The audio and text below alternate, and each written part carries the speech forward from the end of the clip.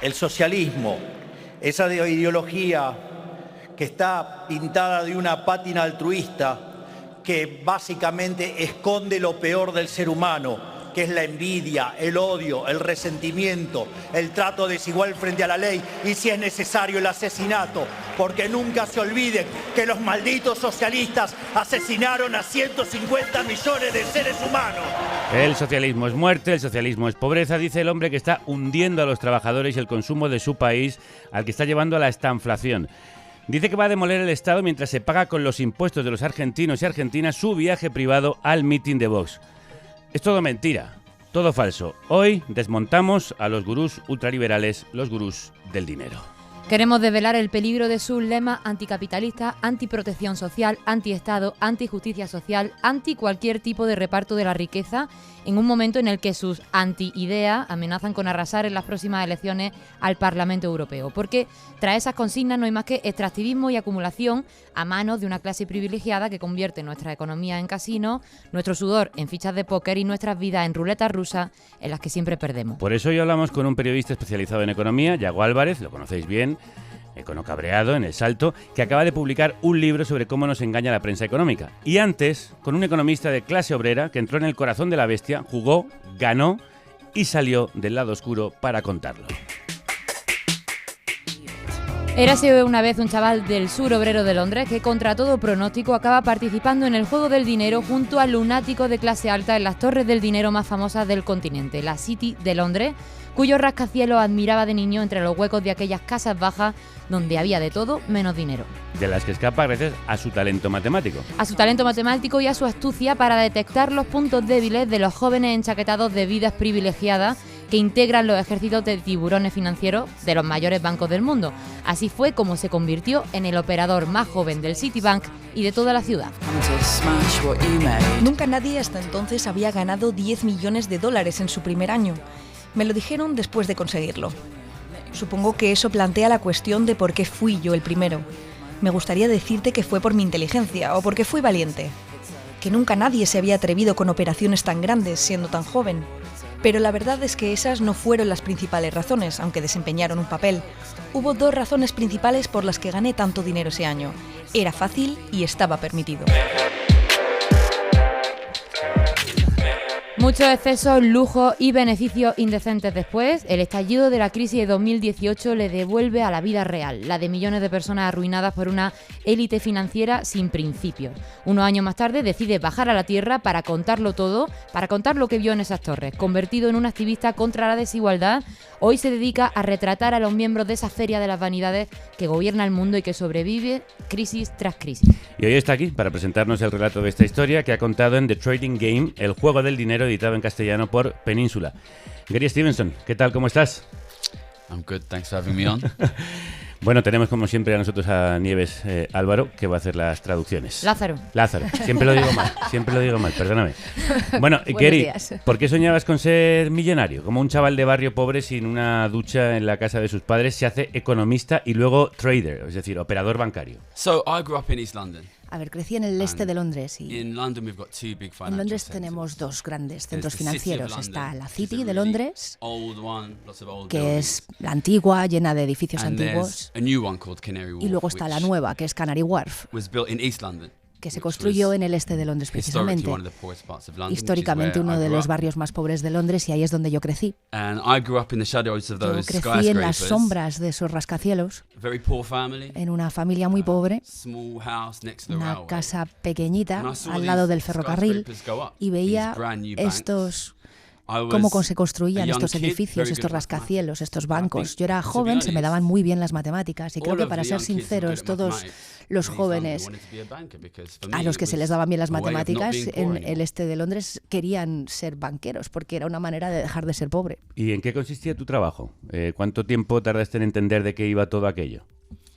My job as a trader was basically Mi trabajo predicting como interest trader rates. tenía que ver con predecir los tipos de interés. So I started working in June 2008. Empecé a trabajar en junio de which you will probably 2008, recognize a few que months before probablemente the Lehman reconozcas, crisis. un And in the par de Lehman meses crisis, antes de la basically crisis de every Lehman. interest rate in the Y Western en esa world fell to crisis zero, todos los tipos de interés en todo el mundo cayeron a niveles which de meant that cero, my job basically lo cual became significaba betting que when mi interest rates trabajo come back up again. se hacía Which is kind mejor of a proxy bet for when will the y se economy hacían recover. unas apuestas de cuándo se iba a And I recuperar think la what is economía. really interesting is everybody Y knows lo que es about muy the interesante es que 2008 todo el mundo crisis. conoce la crisis But del what people don't 2008, pero realize lo que la is gente no acaba de for entender 13 es que years durante after that crisis, 13 años everybody después de esa predicted crisis, interest rates todo el will mundo go back up predecía que next los tipos de year, interés iban a subir which al is año basically siguiente, saying the lo cual economy es como will decir recover next que year. la economía se iba a recuperar al And año for 13 siguiente years y they were durante wrong. 13 años This is se like equivocaron. if every single Esto es time como anybody si went to this one cada specific doctor, vez que they alguien died, va and the doctor a said the un next person will get better. médico, I mueren was y el working in médico that predice context, que esa but persona trying se to va a poner mejor. understand Y yo estaba trabajando en ese contexto, intentando why do entender interest por qué rates never go up? los tipos de interés And nunca suben. basically I became obsessed in Y understanding, básicamente essentially, why me is it obsesioné that we never had intentando the economic entender recovery por qué nunca we're promised teníamos after esa 2008? recuperación And how económica long did it take me prometida to después del understand it? 2008. ¿Y Well, cuánto I think tiempo for the first tardé en couple of years, entenderlo? Pues mira, 2008, los 2009, primeros maybe años, 2010, 2008, I didn't really know what I was 2009, doing. a lo mejor hasta el 2010, In no sabía muy bien lo que 2011, estaba haciendo. that was when I En basically el had my 2011, first big básicamente, idea, which fue was cuando that tuve mi primera what we gran had idea, underlying que the era problem lo in que the había economy was a subyaciendo el crisis problema of de la wealth economía, era una inequality crisis that de would never get better. desigualdad de la riqueza So que in nunca iba a 2011, mejorar. I bet that Así que en el the 2011 economy would never aposté recover. porque And la by the end of that economía year, I nunca was se the bank's top recuperaría. trader in the whole Y world. a finales de ese año me convertí en el mejor trader del banco del mundo. Y así fue como tú seguiste ganando mientras otros lo perdían todo. Really, it's strange. There's kind of a stereotype in London that traders Bueno, hay una come especie from de this sort of East estereotipo London, en Londres Cockney de que los background. traders vienen del The este truth de is, Londres, de un nowadays, trasfondo most cockney. people who get into La that verdad job es come que from hoy en very día rich la gran backgrounds. mayoría de la gente And que I accede think a ese the reason I trabajo was vienen able to de win trasfondos muy ricos. was really, Y creo que I el was motivo able por to el que see- pude so ganar I es porque studied at realmente London School of podía ver. Economics, which is a Yo very estudié en el prestigious London School of university. Economics, que es una I universidad was de able to see prestigio, the de élite, difference between y yo era capaz de what ver the la wealthy distancia traders and what the entre economists lo were que seeing los and what was lo que happening veían in los the traders world and ricos life. y lo que estaba pasando en las vidas reales de las personas.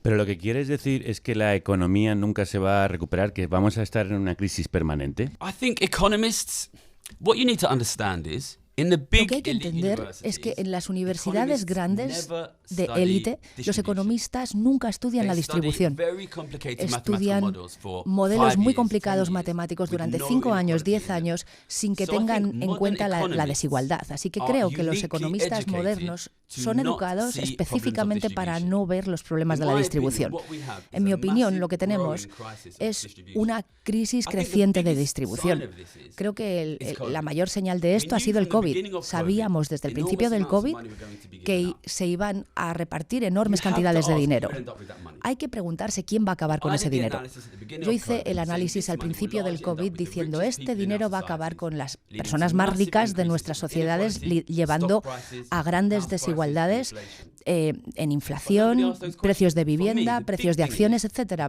Pero nadie hacía esa pregunta. Para mí, lo más importante es que los economistas nunca hablan de la distribución. La distribución está desmoronándose y el nivel de vida también. Y a no ser que la gente de a pie empiece a luchar para que eso no pase, los niveles de vida van a continuar derrumbándose.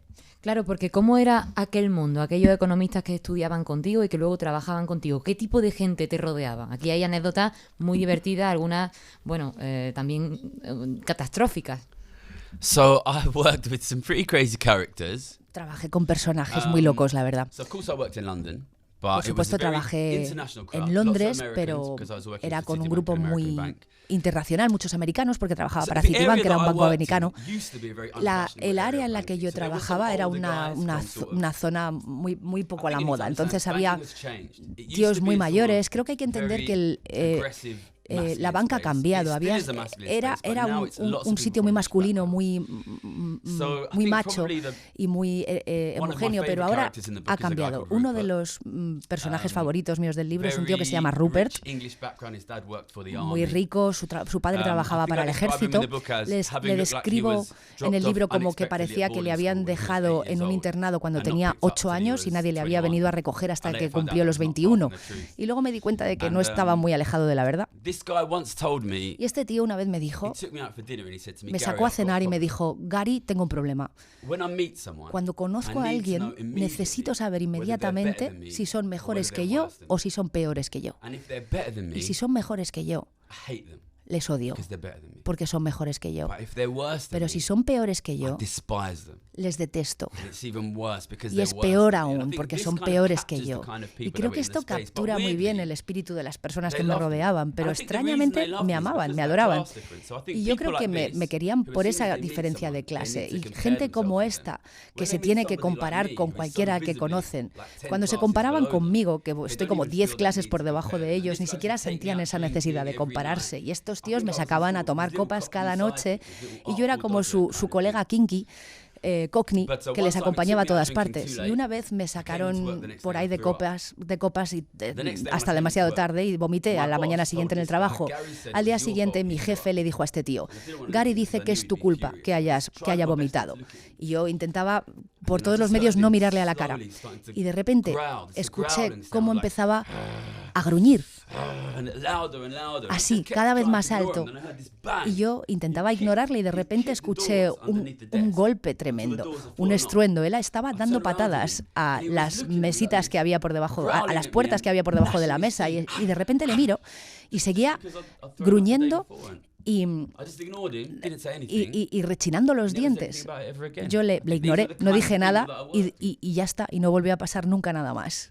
Este tipo de gente era con los que trabajaba. Este tipo de gente que describes y este tipo de anécdotas que cuentas recuerdan mucho al lobo de Wall Street y el delirio de esos traders y brokers. Irving Welsh, el autor de Trainspotting, dice de hecho que tu libro es El lobo de Wall Street con moraleja final.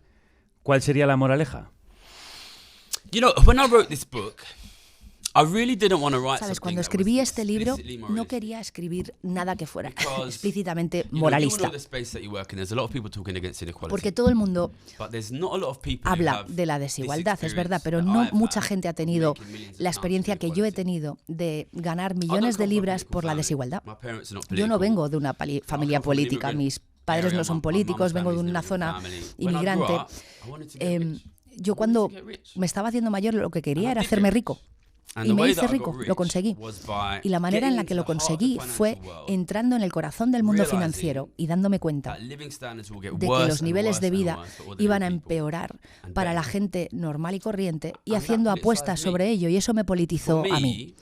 Lo que yo realmente quería hacer con este libro era escribir algo que te podía acercar a esa experiencia, que te ponía en ese flujo conmigo, te permitía ver esas apuestas que yo estaba haciendo y lo que iba a pasar. Entonces, para mí, había un mensaje en este libro que era que si no tomamos acción respecto a la desigualdad, las vidas de nuestros hijos y nuestros nietos va a ser mucho peor. Y no es explícitamente moralista, es realista. Si no hacemos nada, nuestros hijos vivirán en la pobreza. ¿Y cómo tendría que cambiar el sistema para que eso no sea así? And how would the system have to change in order for that not to happen? It has to be taxes. Tiene que ser a través de los impuestos.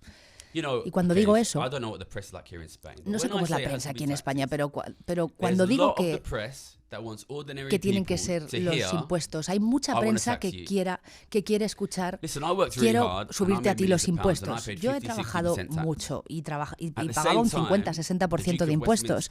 A la vez, el duque de Westminster heredó 10 millones de libras y no pagó impuestos. Tenemos que cambiar ese sistema de impuestos para que la gente normal pague menos y los ricos paguen más. Y si no hacemos eso, se van a hacer cada vez más ricos. Nos van a comer, van a coger nuestros activos y nosotros caeremos en la pobreza. Sin embargo, a otros les siguen vendiendo ese mismo cuento. Tú soñabas con ser millonario y hoy muchos chavales miran a otros gurús del dinero. Es el caso de Amadeo Llados en España. Claramente, la escuela Tu Primer Millón no es para todo el mundo, ¿vale? Esa es la universidad y la educación tradicional. Hey, plebeyos, bienvenidos sean. Bienvenidos a Plebeilandia.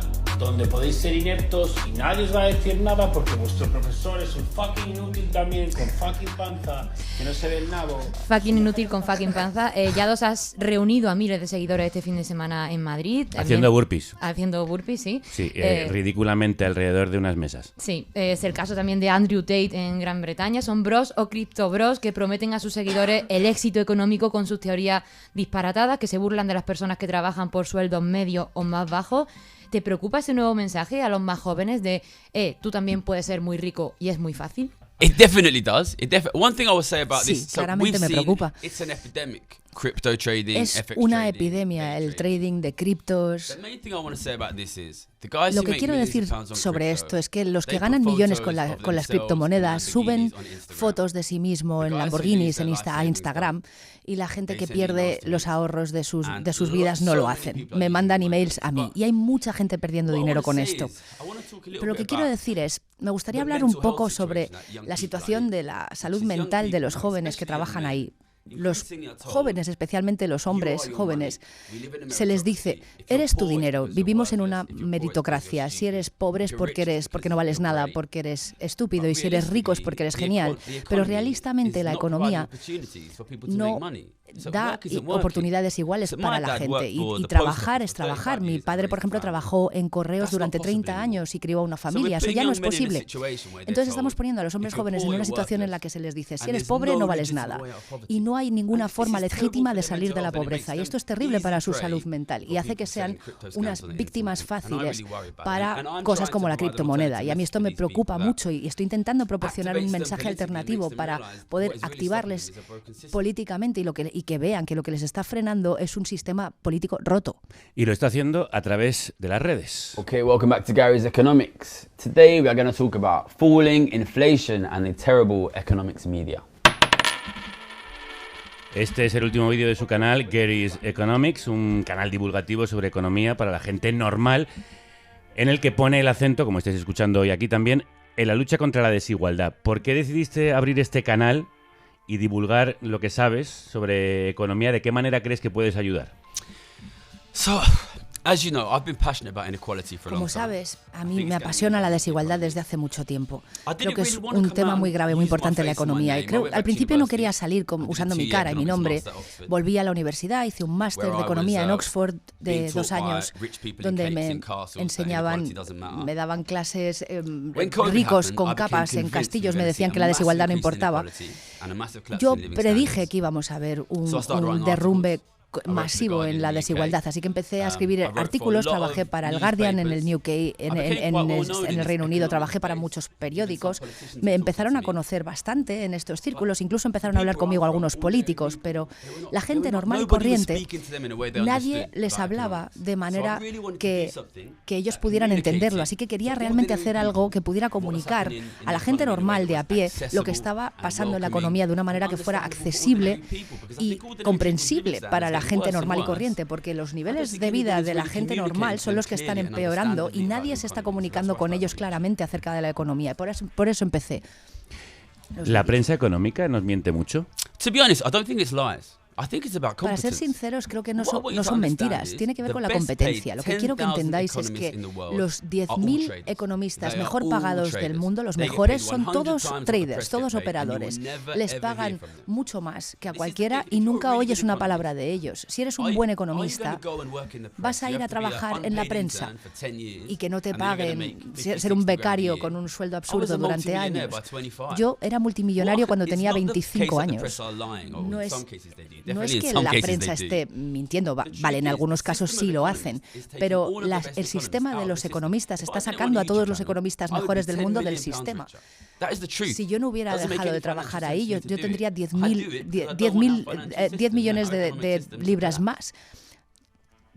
Yago Álvarez, Econo Cabreado, crudos días. Crudos días, encantado. ¿Tú por qué estás cabreado con la prensa salmón? Bueno, un poco lo que comentaba Gary, ¿no? Al final él ha contado, él en su libro explica cómo funciona esa maquinaria del trading y yo, como yo explico en mi libro cómo funciona la maquinaria de la comunicación, de la economía, ¿no? De la prensa salmón, que al final va muy, muy, muy relacionado con lo que él ha explicado. Yo, que también, como Gary, vengo de un barrio obrero, ¿no? Y acabé trabajando también en la banca, que he visto algunas similitudes. No llegué al tope como Gary, que no llegué tan alto, pero sí que veo muchas similitudes. Pero claro, yo luego tiré por la parte de la comunicación, acabé siendo periodista, y entonces esas mismas...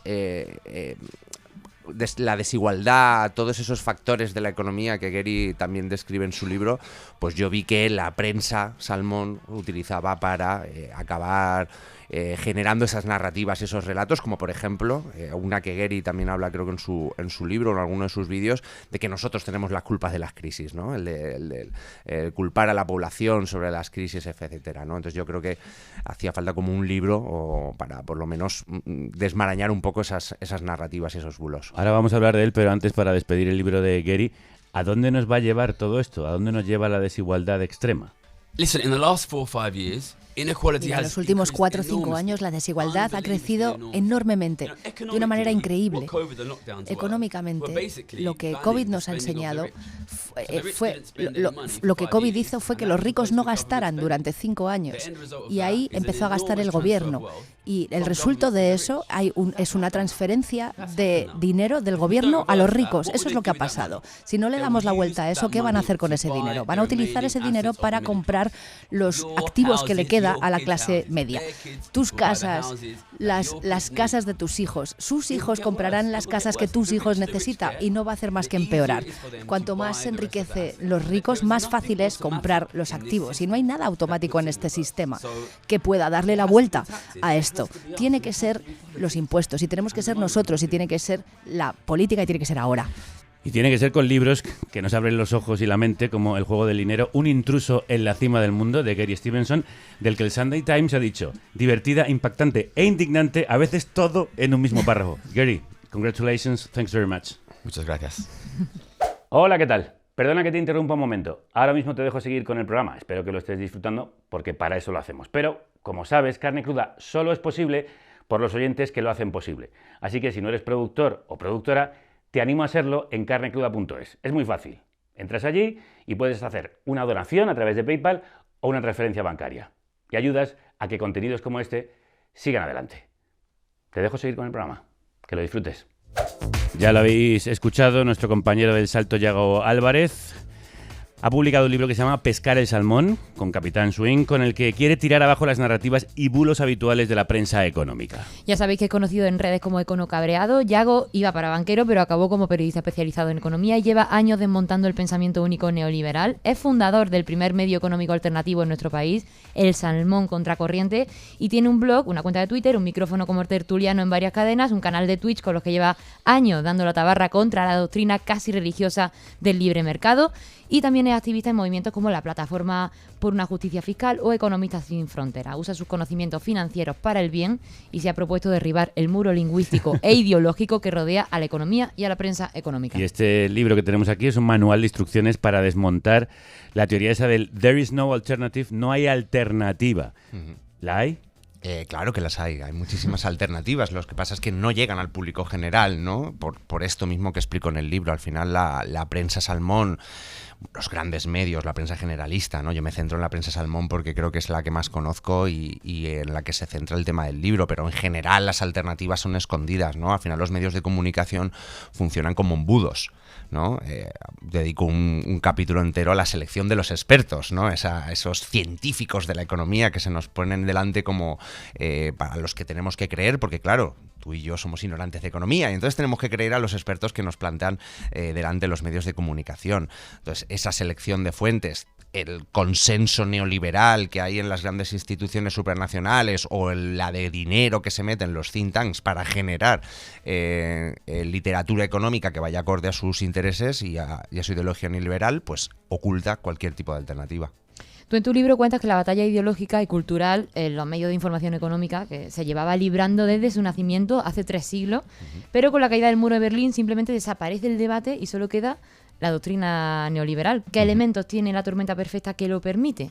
Bueno, yo creo que hay que mirar a uno de los ideólogos del neoliberalismo, ¿no? Que es Hayek, ¿no? Hayek es uno de los tipos que entiende, no era tonto ni muchísimo menos, entiende que el neoliberalismo no podía ganar la batalla simplemente en la academia, en la universidad, etcétera, sino que necesitaba hacerse con el relato, ¿no? Necesitaba generar una opinión pública que fuera proclive al libre mercado, a la eliminación de barreras comerciales, etcétera, ¿no? Entonces, ahí es donde empiezan a cambiar las cosas, ¿no? Yo creo que desde los cintas neoliberales, que tuvieron una muy mala época entre la Segunda Guerra Mundial y en los 70, ¿no? Que se llamaron los 30 gloriosos, fue cuando más creció la economía, porque por fin hicimos caso a Keynes, ¿no? Y luego de repente Hayek llega, ¿no? Entonces, claro, llega ahí Thatcher-Reagan, ¿no? El eje neoliberal en los dos lados del Atlántico, llega la crisis del petróleo, ¿no? Y llega crisis inflacionarias que hacen tambalearse un poco y ellos aprovechan, y ahí es donde meten toda alternativa, o sea, donde eliminan toda alternativa para dejar el there is no alternative de Thatcher. Y yo creo que ahí también es donde ellos se dan cuenta que hay que hacerse con el relato, hay que hacerse con los medios de comunicación. Entonces, así como hasta esa época podíamos ver esa batalla cultural, vamos a llamarla marxismo-liberalismo, ¿no? Pero que podían ser diferentes, puede tener diferentes nombres así como van avanzando las épocas, neokeynesiano, comunismo. Exacto, efectivamente, ¿no? Pues ese debate que sí que se veía antes en los medios de comunicación hasta los 70 por ahí, queda totalmente eliminado y de repente la doctrina del libre mercado es lo único que se habla. Y si te quieres salir un poquito de la senda, pues encima te tratan como loco.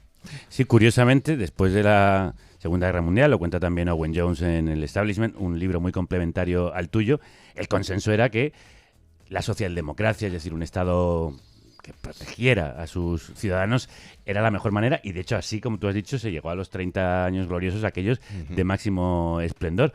¿Cómo han conseguido que hayamos olvidado todo eso y ahora solo exista una opción, la opción del neoliberalismo? Bueno, yo creo que es, o sea, poder mediático y poder político, Thatcher-Reagan, etcétera, ¿no? Y al final el ser capaces de generar esa narrativa, ¿no? Yo cuento una anécdota que me encanta contarla, la cuento en el libro, me encanta, que es la de cuando a Thatcher, ¿no? Está la señora ya a punto en sus últimos años, ¿no? Y la entrevistan y le dicen, ¿cuál es tu mayor logro de tu carrera, ¿no? Y ella dice, Tony Blair, ¿no? O sea, ella dice el laborista, ¿no? El líder laborista, como diciendo, mi mayor logro es que los laboristas hayan dado el libre mercado, ¿no?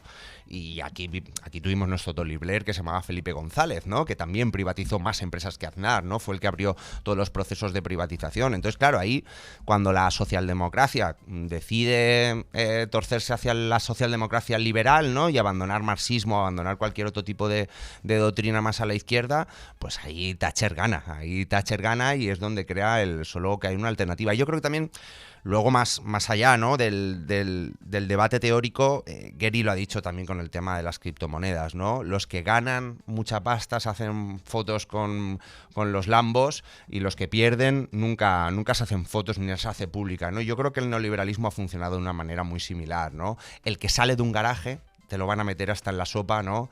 El que dirige el IBEX con un apellido de los mismos que dominaban el país en el franquismo, de ese no te hablan tanto, ¿no? Es como el que gana por herencia no te van a hablar tanto, el que sale del garaje te lo van a poner ahí constantemente, ¿no? Porque lo que se necesita es generar una narrativa, un relato de que tú también puedes y que te esfuerces. Y si no lo consigues, es tu culpa por no haberte esforzado tanto. Claro, hablemos de ese establishment que muchas veces nos esconde. ¿Quién o quiénes mueven los hilos de la prensa económica en España? Lo mueven prácticamente, o sea, se podría decir que hay dos vías que muchas veces son las mismas, ¿no? Que una es el accionariado, ¿no?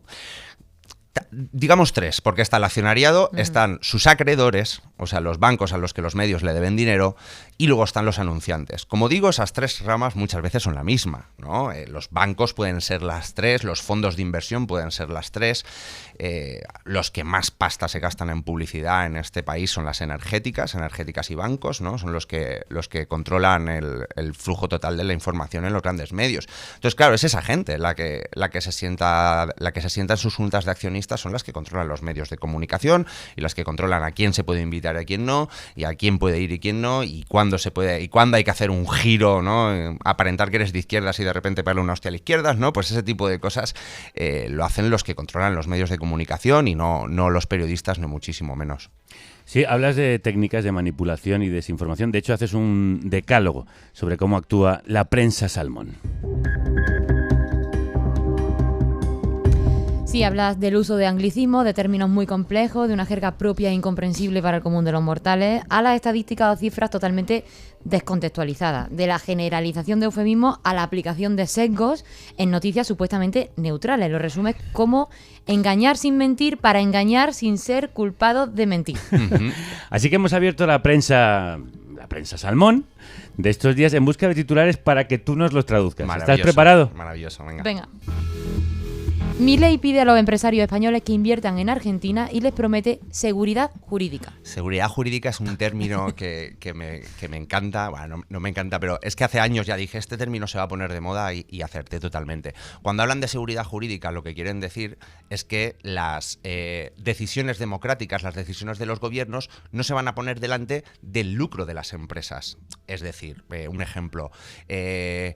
ahora yo, por ejemplo, soy un Estado ecologista o quiero ser ecologista, pongo una legislación que le diga a los de están sacando carbón, tenéis que dejar de sacar carbón, y entonces la empresa de carbón puede decir, aquí no hay seguridad jurídica porque yo has cambiado una ley que me va a hacer perder dinero. Y entonces te demando a juzgados internacionales, ¿no? Como los ISDS, y acabo teniendo yo que pagarte, ¿no? Seguridad jurídica quiere decir que nada de la democracia se va a poner en contra de los beneficios empresariales. Argis pone a la venta la mayor cartera operativa de co-living de Madrid. La inversión en apartamentos flexibles se dispara en España.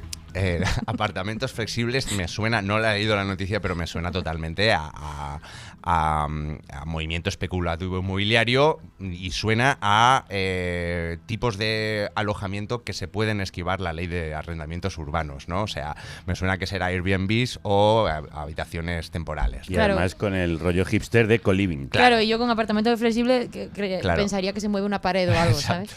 Otro, la fortaleza del empleo frustra la estrategia del Banco Central Europeo de enfriar la economía. Ese es maravilloso, ese titular. La fortaleza del empleo, o sea, que la gente le vaya medianamente bien, va en contra, fíjate, de lo que quiere el Banco Central Europeo. O sea, es que el propio titular lo que está diciendo es que el Banco Central Europeo, su obsesión, digamos, su meta es controlar la inflación, pero le da igual el empleo. Y de hecho, que el empleo vaya bien le jode a ella su propia meta, ¿no? Y luego está enfriar, ¿no? Enfriar la economía, que es uno de los eufemismos que también explico en el libro, que me parece como muy clave, ¿no? Que es cuando Lagarde dice yo quiero enfriar la economía, lo que quiere decir es, al subir tipos de interés, vosotros vais a estar más ahogados con vuestras hipotecas, no vais a poder pedir préstamos, ¿no? Entonces voy a restar dinero de la economía, va a haber menos consumo, menos demanda, la misma oferta, baja precios, ¿no? O sea, lo pinta como un enfriar cuando lo que no te dice es que a quien está enfriando, congelando, es a la gente que le van a quitar las casas cuando no puedan pagar su hipoteca, ¿no? O la gente, o si a ti te suben el Euribor, tú lo primero que haces es, pues, ¿qué haces? Dejas de pagarle la academia a tus chicos, ¿no? Dejas de salir el viernes a tomarte algo, empiezas a quitar, y son esos negocios los que acaban sufriendo. O sea, no enfrías el mundo financiero, no enfrías al IBEX 35, enfrías a la gente. Inquietud judicial por el freno a los desahucios. Ay, claro, inquietud judicial ¿de quién, no? Esa es la pregunta. Una vez que has hecho lo anterior, ahora encima son los jueces los que están muy inquietos. Exacto, inquietud judicial por el... Claro, ¿quién está inquieto, no? En este tipo de noticias. Estaría muy bien ver qué fuentes preguntan, ¿no? En este artículo. Yo, por ejemplo, recuerdo uno que analizo en el libro, ¿no? De que era también algo muy parecido, de la inquietud por la ley de vivienda, ¿no? Que de los precios, los mercados, y entonces mirabas las fuentes y era al jefe de estudios de Fotocasa, a la jefa de estudios de Idealista y ¿no? O sea, todo, y una inmobiliaria, o sea, solo empresas que ganan dinero con ello. Esa gente la que está inquieta. Hay otra cosa que llama la atención de los titulares, es también cierta oscuridad, que no sean fácilmente comprensibles. Por ejemplo, uno que también hemos recogido, el dinamismo del empleo impulsa la rotación. Las dimisiones se disparan un 37% desde antes del COVID. No llega a entender muy bien qué quiere decir rotación, por qué hay dimisiones. Es que esta es la técnica, ¿no? Realmente la economía, al darse esa áurea de ciencia súper exacta, también se da un idioma, ¿no? Y es que es el idioma económico. Que ese idioma económico intenta ser lo más complicado posible para que tú no lo entiendas, ¿no? Pero luego en el titular, en las palabras, ahí es donde meto esos eufemismos, ¿no? Esas palabras, ¿no? Por ejemplo, dispara, ¿no? Se dispara. Claro, se dispara y ya es algo malo, ¿no? Claro, igual el crecimiento ese tampoco es tanto, igual se podría mirar en un contexto histórico y es algo normal después de una pandemia o algo así, ¿no? Pero claro, se dispara ya es una palabra que te entra. Entonces, ese es el juego que hace la economía. Es como decía Gary, que igual no hace falta que mientan, y es la frase esa que tú has leído antes, ¿no? No les hace falta mentir, simplemente pueden ocultar ciertas cosas con palabras complicadas y meterte luego un eufemismo o una palabra que tú sí que vas a entender, pero que te va a hacer generar una opinión y crear una idea, ¿no? No les hace falta mentir, pero a veces sí mienten. Se habla menos de las fake news, pero las hay. ¿Cuáles son los bulos más ampliamente difundidos, Yago? Dentro de la economía, a ver, bueno, en los últimos años yo creo que uno que fue una barbaridad, ¿no? Que me pareció una locura, fue el bulo que se repitió por activa y por pasiva, que con el tope al gas pagábamos más, ¿no?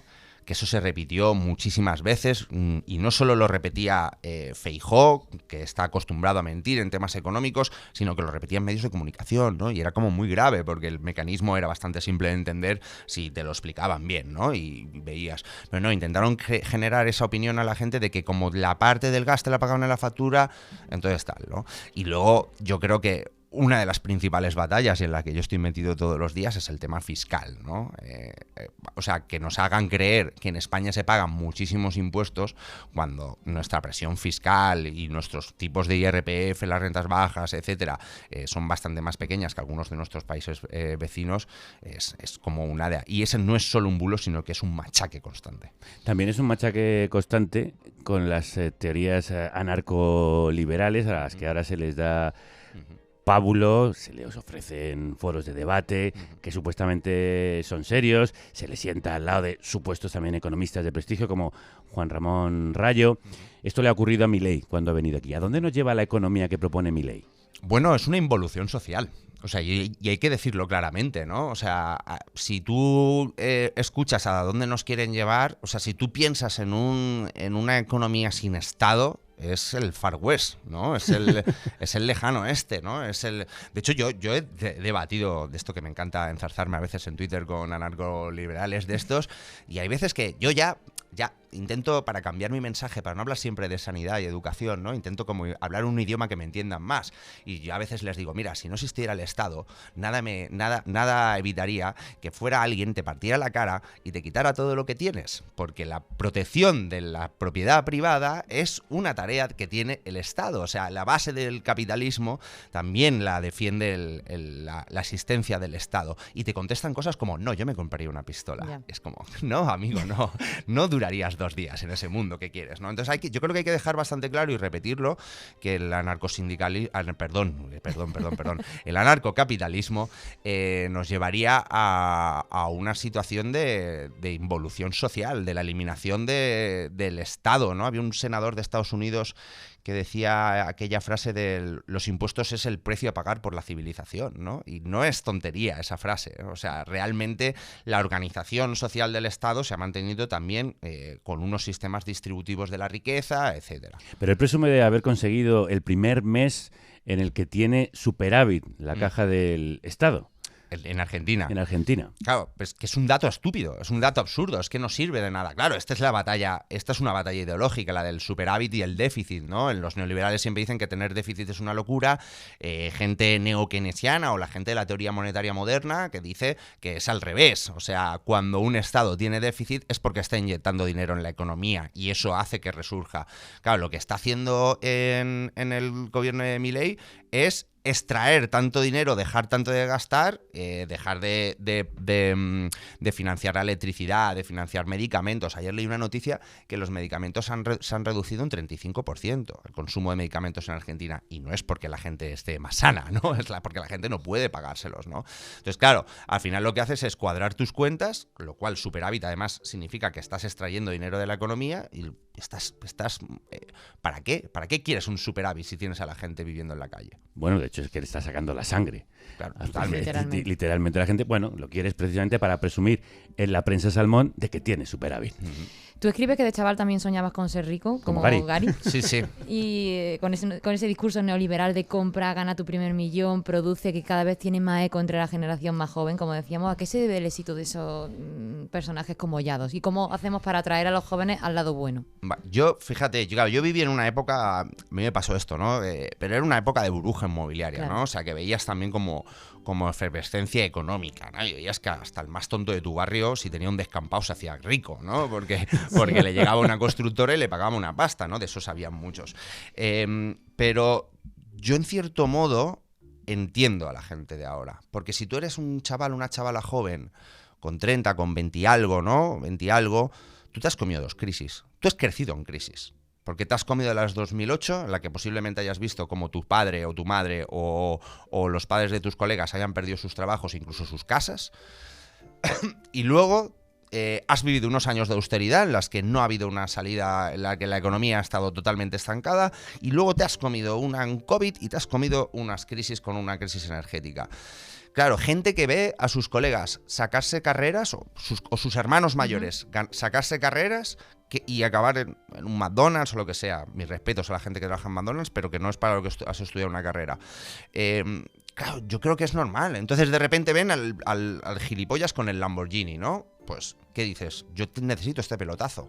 Pelotazo, además esa es la palabra, pelotazo. De hecho, el trading de criptomonedas que hablaba Gary es que la gente no va a buscar inversiones que te den un poco de dinero, qué tal, rentabilidad. No, pelotazo. Tú necesitas multiplicar por 10 tu inversión, porque si no vas a seguir siendo igual de pobre, ¿no?